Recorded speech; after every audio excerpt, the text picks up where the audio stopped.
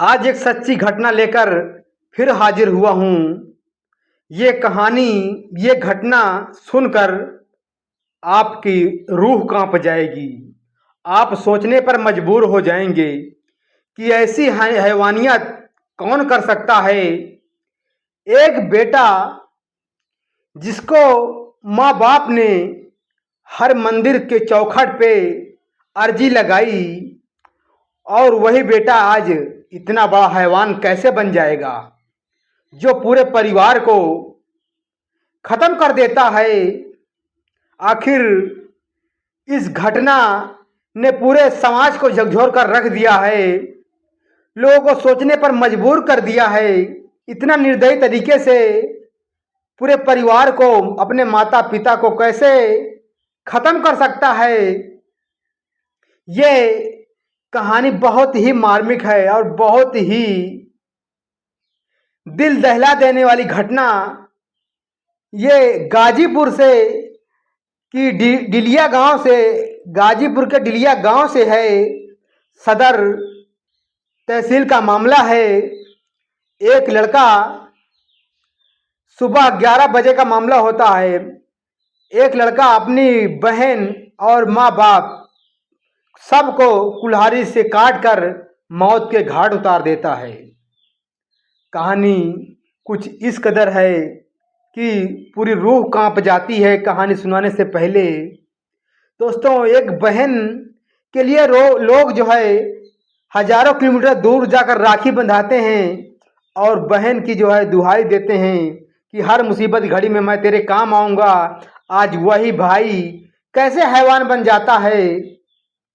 आज एक भाई अपनी बहन को मौत के घाट उतार देता है। राखी के पहले वो कलाई अपनी सूनी कर लेता है, खुद अपने हाथों से हैवान बन जाता है, कुल्हाड़ी से काट देता है। कहानी में आगे से बढ़ने से पहले आप सभी से रिक्वेस्ट है कि चैनल को सब्सक्राइब कर लीजिए और वीडियो को लाइक कर दीजिए। एक प्यारा सा कमेंट कर दीजिए ताकि हमारा हौसला बना रहे, हम आपको ऐसी कहानी सुनाते रहें। दोस्तों, गाजीपुर के डिलिया का मामला है। शिवराम यादव और उसकी पत्नी का नाम जमुनी देवी होता है और उसके 2 बच्चे होते हैं। एक बेटी कुसुम यादव जिसकी उम्र 35 साल होती है और एक बेटा अभय यादव जिसकी उम्र जो है 38 साल होती है। बेटे की शादी हो जाती है। बेटे का एक बेटा और एक बेटी होती है। वो अकेला होता है लेकिन अपने माता पिता की परवरिश नहीं करता है। ये देख लीजिए, सामने घर उसी का बना हुआ है, ये उसमें रहता, पक्का घर बना हुआ है, ये उसी में रहता है। और अपनी माँ को, ये झोपड़ी बगल में देख लीजिए, झोपड़ी बनी हुई है, इस झोपड़ी में उसकी माँ रहती है और अपनी माता पिता को खाना भी नहीं देता है, उनसे रोज लड़ाई झगड़े करता रहता है। इसकी एक बहन होती है जिसका नाम कुसुम देवी होता है। उसकी शादी हो जाती है, शायद 2 बार शादी होती है। पहले शराबी मिल जाता तो भी छूट जाती है, फिर दोबारा शादी होती है लेकिन वो भी ज़्यादा टिकती नहीं है, वो भी शायद छूटी छुटाई होती है। लेकिन वो लड़की गाजीपुर में रहती है और नर्सिंग का कोर्स एनएम किए हुए थी और किसी हॉस्पिटल में रहकर अपना जो है जीवन यापन किसी तरह चला रही थी। उसके माता पिता को बड़ा दर्द होता है कि हमारी बेटी की शादी 2 बार हमने किया लेकिन उसे अच्छा घर बार नहीं मिला है और उसको कौन परवरिश करेगा बुढ़ाई में, बुढ़ापे का सहारा कोई नहीं होगा। इसलिए वो सोचते हैं कि क्यों ना अपनी बेटी के नाम 10 बिस्सा जमीन कर दिया जाए ताकि उसके बुढ़ाई में वो एक सहारा बन सके, किसी के सामने हाथ ना फैलाना पड़े। हमारी बेटी को जो उसकी परवरिश करेगा, उसकी देखभाल करेगा, वो उस जमीन का मालिक हो जाएगा।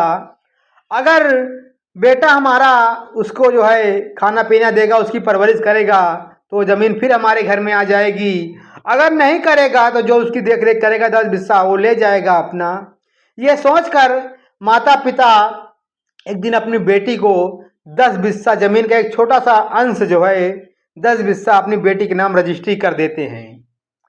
लेकिन बेटा जब ये सुनता है तो आग बबूला हो जाता है। क्रोध के मारे वो सहन नहीं कर पाता है और एक दिन गांव के 4-6 लोगों को इकट्ठा करता है और उनसे कहता है, देखिए हमारे बाबूजी ने बहुत गलत किया है, बेटी के नाम जो है 10 बिस्सा जमीन लिख दिए हैं। सब लोग समझाते हैं कि देखिए तुम्हारी बहन है, आज उसका कोई सहारा नहीं है, इसलिए 10 बीघा ज़मीन लिख दिया तो कोई बात नहीं, तुम्हारे पास और सारी ज़मीनें, बहुत ज़मीनें हैं, तुम उसमें अपना भरण पोषण कर सकते हो। अगर तुम अपनी बहन की देख रेख करोगे तो ये ज़मीन तुम्हें खुद ही खुद मिल जाएगी, कोई लेने वाला उसका नहीं है, आगे पीछे कोई नहीं है। तो इसलिए जो है संतोष रखिए, कोई बात नहीं। समझाते बुझाते गांव के लोग हैं, लेकिन वो बेटा हैवान बन जाता, वो कहता अब कोई बचने वाला नहीं है। सब लोग ये सुनकर उसको समझाने बुझाने का प्रयास करते हैं, लेकिन सोचते हैं क्या बेटा ये सब कर जाएगा, जो कह रहा है क्या कर ही डालेगा, हैवान बन जाएगा बेटा क्या। बोलते नहीं ऐसी बात नहीं है, समझ जाएगा, ठीक धीरे धीरे सब ठीक हो जाएगा, आज दुख है कल ठीक हो जाएगा। लेकिन बेटी फिर चली जाती है अपने नर्सिंग के कोर्स करने के लिए, किसी हॉस्पिटल में रहती है, वहाँ चली जाती है। वो कभी कभी आती थी अपने माता पिता को सामान देने के लिए, आती थी हफ्ता 2-4 दिन में आती थी, सामान वामान जैसे जो भी घटता बढ़ता था अपनी बेटी के ही वो ऊपर जो है भरोसा करते थे, वही उसकी जो है सेवा पानी करती थी। जो कुछ घटता था बेटी देती थी। बेटा जो नालायक हो गया था, वो कुछ नहीं देता बेटे अपने बाप को, एक फूटी कौड़ी नहीं देता था। तो वो माता पिता को सहारा बेटी ही था, वो बेटी उसको जो है कमा के खिलाती थी। इसी तरह कहानी आगे बढ़ती रही। एक दिन अचानक जो है वो प्लान बना लेता कि अब जिस दिन बहन आएगी सबसे पहले उसको मार डालूंगा, जिस दिन वो घर आएगी।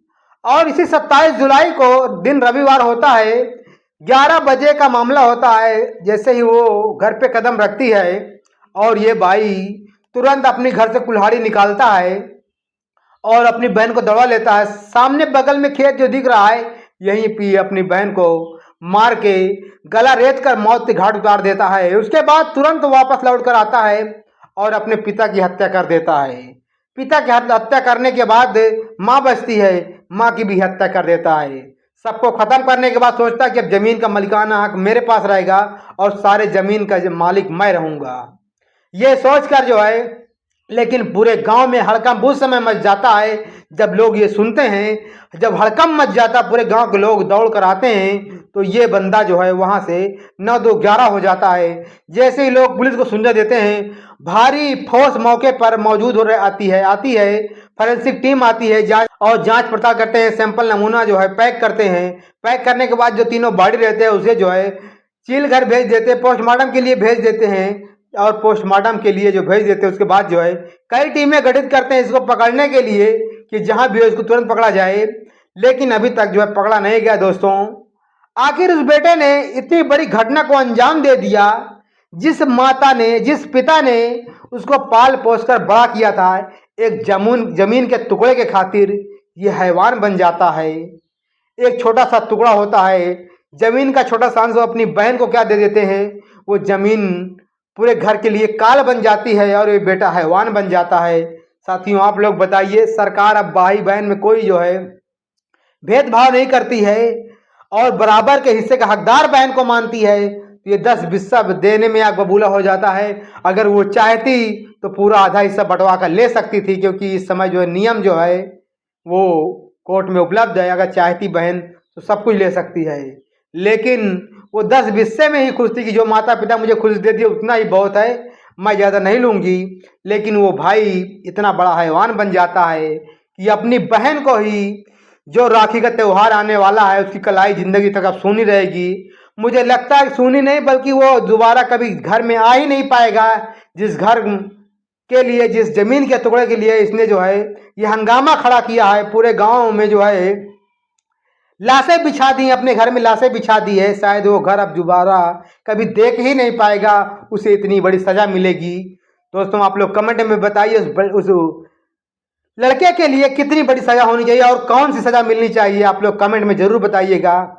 ज़्यादा से ज़्यादा वीडियो शेयर कीजिएगा ताकि जो है उसको जो है सजा मिल सके।